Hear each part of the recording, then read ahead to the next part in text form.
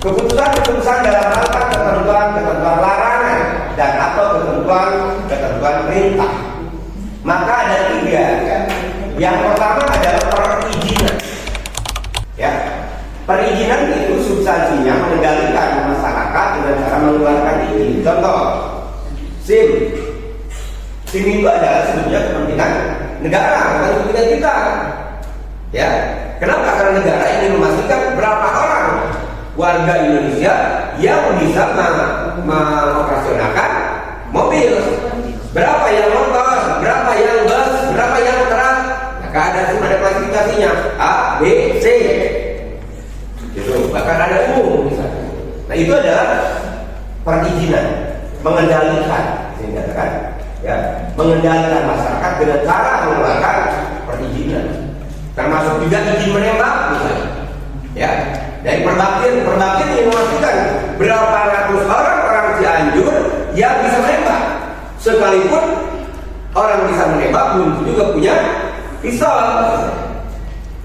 Gitu. Karena kalau kalian mau izin mau latihan nembak bisa. Ya, karena pistolnya kita pinjam di sana, di mana? Di rider kan ada. Ya, jadi bukan juga dari warga umum ya. Ya, jadi itu contoh. Ya, izin mendirikan bangunan IMB.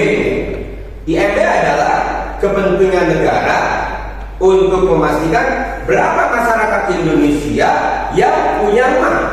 Itu IMB. Yang kedua saya ada dispensasi. Ya, istilah-istilah. Dalam kata misalnya, dispensasi adalah pemberian kekecualian sesuai pembahasan dan salah satu substansi perundang-undangan, pembebasan dari salah satu substansi perundang-undangan. Saya ambil contoh.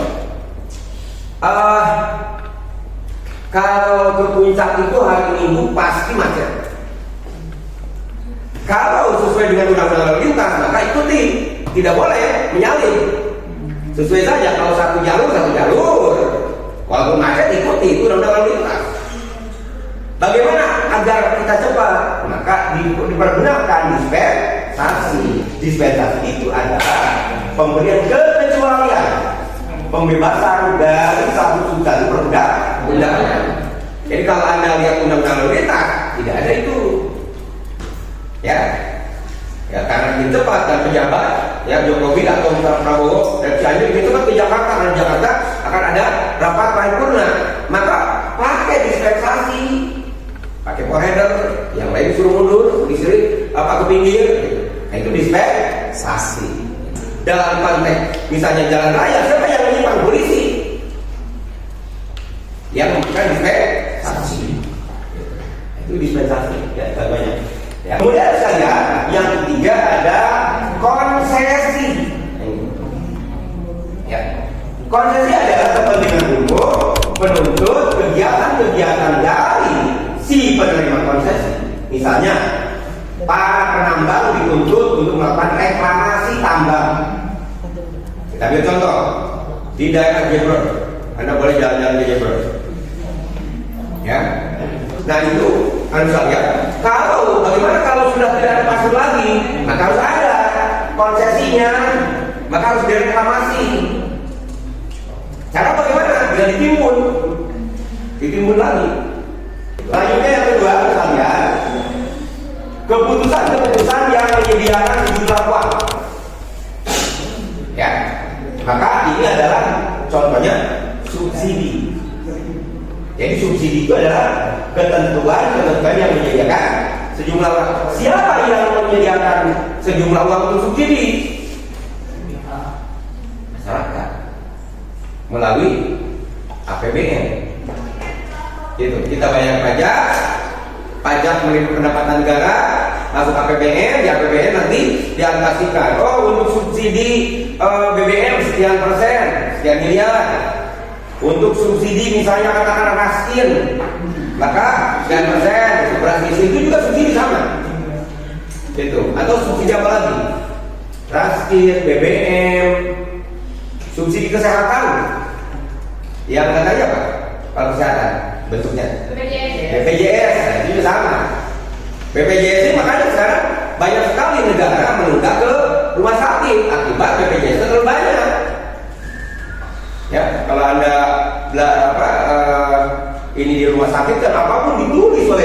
soal itu. Ya, kalau itu kurang dipakai, fasilitas ditulis dengan harapan nanti diinginkan oleh negara. Sehingga tiap tahun negara sebetulnya apa rugi terus untuk BPJS itu. Contoh bicara tentang subsidi. Ya, jadi subsidi itu prinsipnya yang membayar adalah masyarakat melalui keuangan negara.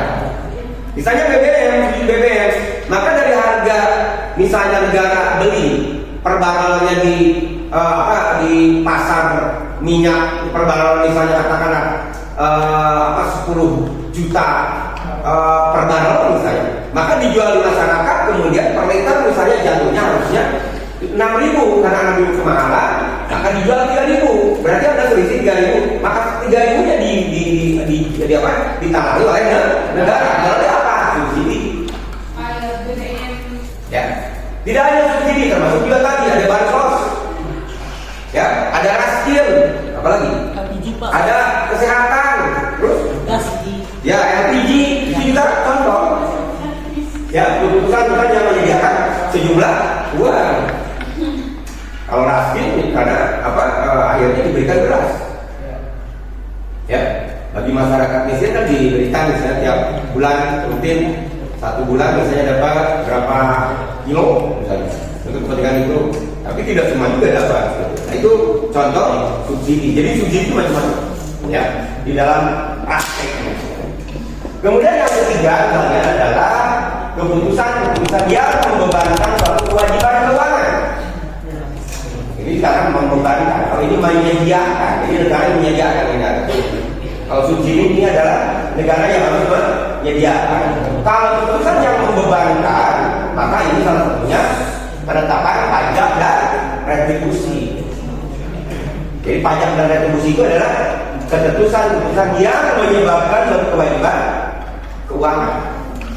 Itu namanya adalah pajak dan retribusi. Jadi kalau pajak dan retribusi langsung kita. Ya, kita sudah dibebani. Yang pertama dibebani harus bayar subsidi zakat. Yang kedua kita harus bayar pajak dan retribusi. Jadi dua berarti warga negara itu. Kadang-kadang kita tidak sadar. Ya, yang kita juga bayar pajak, bayar retribusi. Di lain pihak kita pun juga membiayai subsidi. Jadi warga negara itu objek subsidinya. Ya. Kalau kalian lihat kan, jadi sadar tidak sadar kalian termasuk kalian. Kalian belanja apapun juga ada pajaknya kan. Maka pajaknya itu nanti bisa dialokasikan untuk subsidi salah satunya. Ya. Dan pajak itu adalah keputusan yang membebankan kewajiban keuangan kepada warga. Termasuk juga retribusi. Kalian parkir gitu. Ya, itu yang kemudian bicara yang keputusan yang membebankan suatu kewajiban keuangan. Yang ketiga. Yang keempat adalah keputusan yang memberikan suatu kedudukan. Ya, contoh pengangkatan seorang pegawai negeri sesuai dengan undang-undang kepegawaian negara. Maka ini masuk ke dalam 3 kategori. Ada pengangkatan sebagai ASN, ada mutasi, ada promosi, ada demosi, berarti ada 4 yang masuk ke dalam keputusan yang memberikan suatu kedudukan. Pengangkatan ASN, TNI, Polri, swasta itu masuk ke dalam ketetapan ini. Yang sudah duduk kemudian diangkat menjadi kepala dinas, maka promosi. Yang sudah duduk kemudian dipindahkan posisinya, bagus sama, mutasi. Yang sudah duduk kemudian diturunkan jabatannya, maka demosi. Itu adalah masuk ke dalam keputusan yang memberikan suatu kedudukan. Jadi kita kemudian bicara tentang keputusan yang memberikan suatu kedudukan. Jadi ada 4 kategorinya. Pengangkatan pegawai ASN dari Polri dan swasta, mutasi, promosi dan demosi. Jadi ada 4.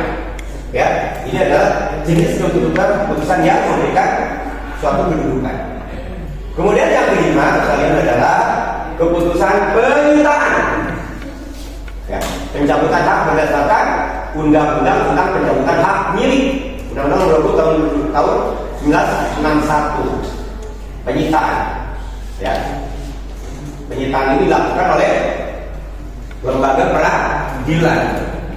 Penyitaan itu masuk di dalam keputusan penyitaan. Nah, misalnya di dalam perkara praktek, maka keputusan penyitaan ini juga pastinya kan ada namanya apa?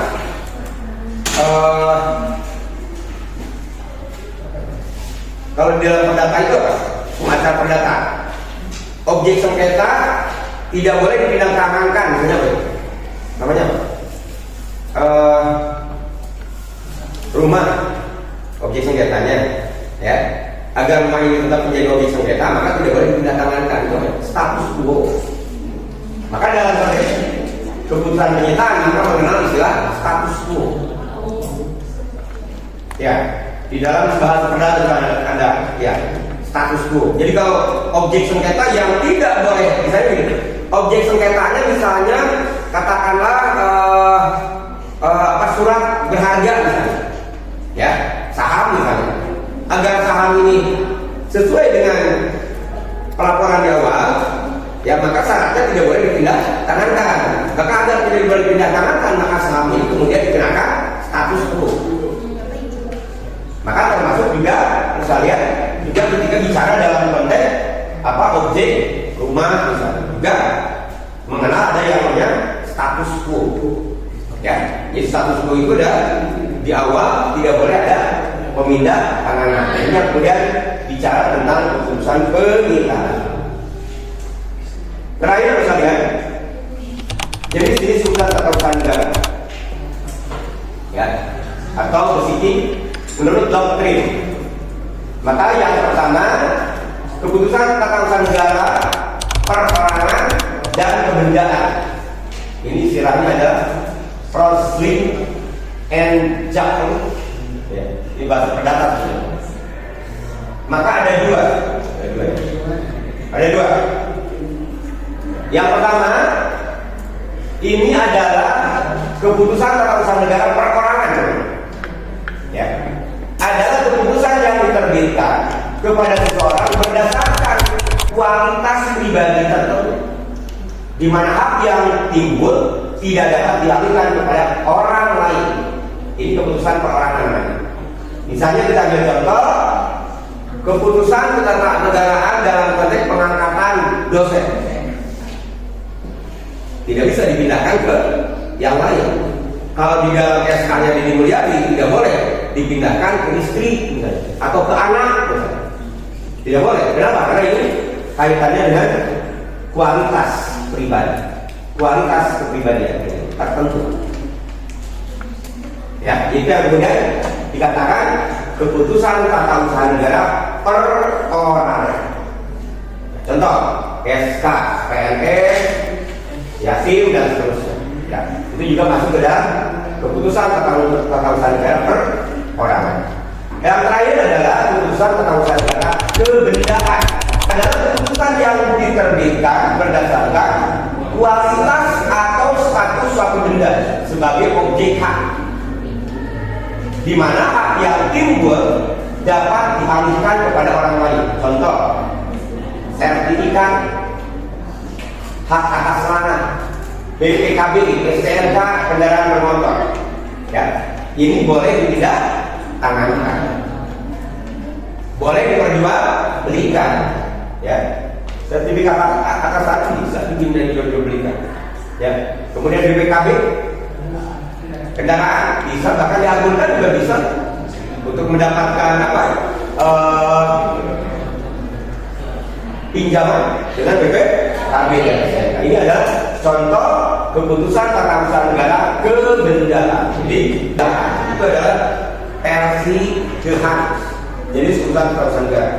Jadi ada dua, keputusan tata usaha negara perorangan tadi dan keputusan tata usaha negaraan kebendaan. Ya.